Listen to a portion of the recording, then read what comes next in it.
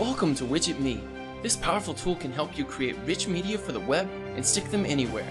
This tutorial will discuss more about the basic tools and user interface of WidgetMe.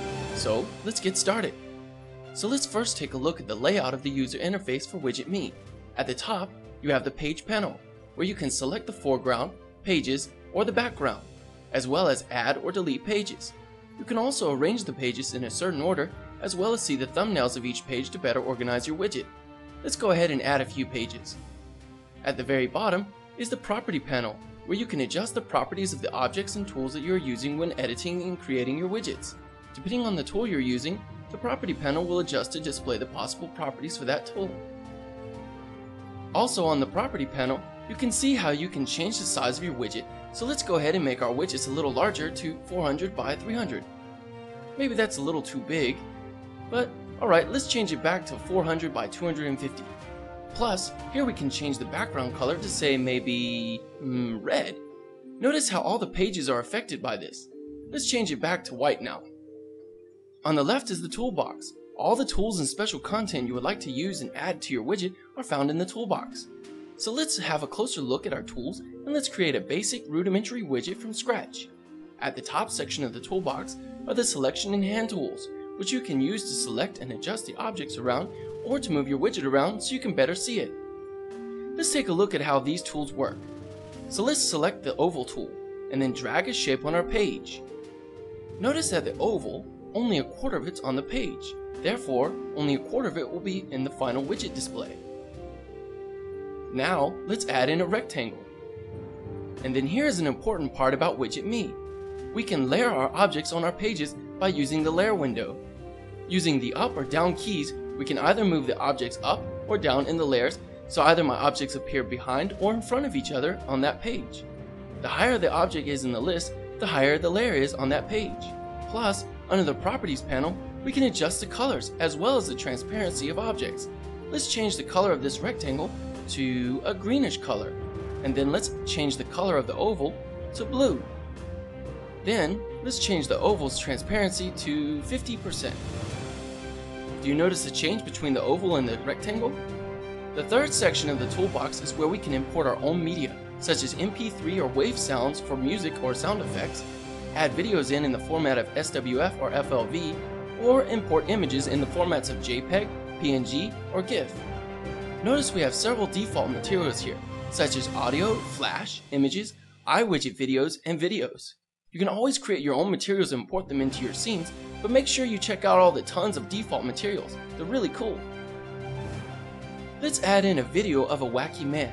Let's open it up and add in the video. Then under the Properties panel, we can browse to find the video we're looking for. Now, like with other objects, we can position it or size it to however large we want it to be. With videos, we can decide how many times it will play or if it will automatically begin once the page starts. Set to 0 if we want it to continuously loop, or 1 if we want it to play once. I will just set the video to play continuously and set it at 0.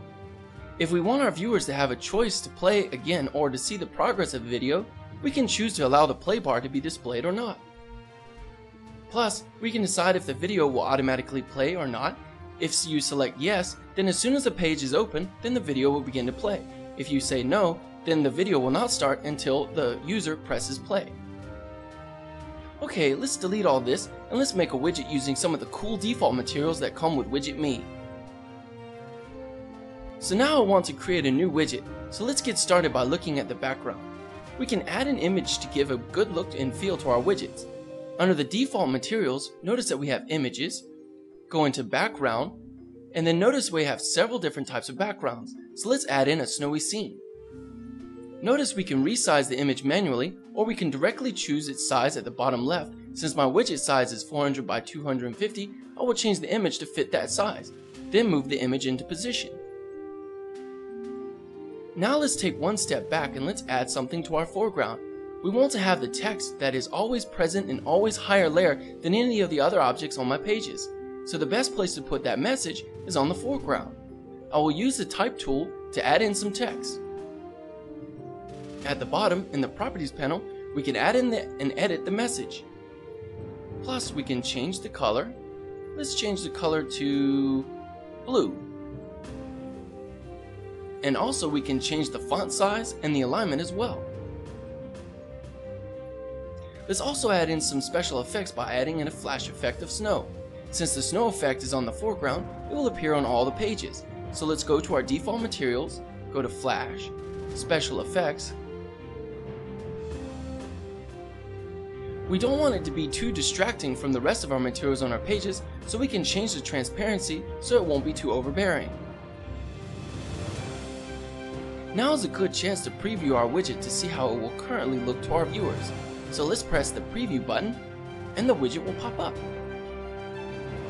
Looks pretty good, but notice the text message at the top. Blue doesn't seem to work very well with our selected background. So let's close the widget and go back to our foreground, select our text and change the color to white. It's still there, it's white now. Let's take a look at page 1 and let's add in another image. This time we can use a prop. So let's go to our default materials and again look at the material effects. The possibilities are endless, there are so many. But let's just use the Christmas presents, they look pretty cool. So let's add them into our scene, resize it to be a little smaller, and then we can use the Align panel to position the image to the exact position within the relative size of the widget. So let's place it here, no, not in the middle, let's place it a little lower, that's good. Alright, I want to show you a really cool feature of WidgetMe. While still selecting the image of the Christmas presents, I can then give this present an action for a user to click on it. Go to the Link panel, and here we can give the action of Switch Page, and choose Page 2. Therefore, when the user clicks on the present, the widget will switch to Page 2 within the widget. So let's take a look at Page 2, and let's add in a button. Notice under the Properties panel, we can change the name of the button for our own reference, or we can change the text in the button to say whatever we like. I think we'll just type in web page. Then under the Link panel, let's give the action of the URL. And then you can just type in the web page here. That way when someone clicks the button, they will be linked back to your web page. Plus, I want to change the color to maybe red, then change the font size. And a really cool feature I can add to it is add in some flash effect to my button. Pretty cool, right? Now let's add in another text about my Christmas party in New York. Adjust the text on the Properties panel, make the font larger, change the color, position it right, get a good alignment. Then let's add in another image of a Christmas tree. So let's go back to our default materials, find the image of the Christmas tree, that's a good one. Alright, now let's resize it and position it correctly. Alright, and let's add in another action to switch the page to page 3. Alright, let's take a look at our final page, page 3, and let's add in a Yahoo map by selecting and dragging it onto the widget. Under the Properties panel, we can say the exact address, but since I don't have an exact address for my party, I'm just going to type in New York City, and there we go. Now is a good chance to preview our widget again and to see how it looks so far to our users. So here we are on page 1, so let's click the presents and go to page 2. Notice how our snow effects continue here on page 2, so we can either click the flashy button and link to my URL, or click on the Christmas tree to see our Yahoo map. So let's go look at the Yahoo map. Alright, looks pretty good to me. Alright, so that's our widget. Let's have a quick review again about our user interface. So at the top is the Page panel. You can view pages, background, foreground, add in pages or delete pages, or you can arrange the pages.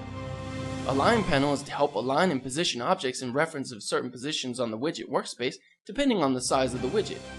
Link panel has certain actions you can assign to the objects inside your widget. For instance, you can have an object, when clicked, to change pages within the widget or link the users to a website by adding in the URL. The Layer panel, which is a list of objects that you have on the present page of the widget, this allows you to select and better organize the content for that particular page of the widget, as well as display which object is behind or in front of the other object in that page. Properties panel is where you can adjust the different parameters of your selected tools or objects. And the toolbox is where you can get all your tools and content, as well as access the awesome default materials. To get more information on the powerful tools of iWidget videos and WidgetMe, please watch the other tutorials.